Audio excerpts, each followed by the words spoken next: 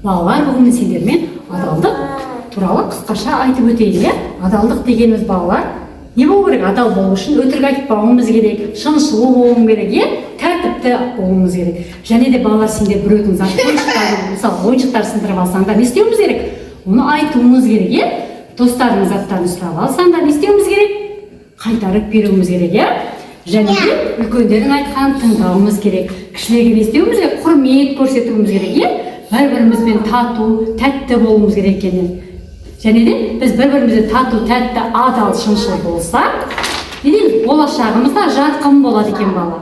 Балалар, енді біз сендермен адалдық дүкеніне саяхат жасаймыз, иә? Барлығымызға орнымыздан тұрып, адалдық дүкеніне саяхат жасауға барамыз. Шуламай жүреміз, орнымыздан тұрамыз.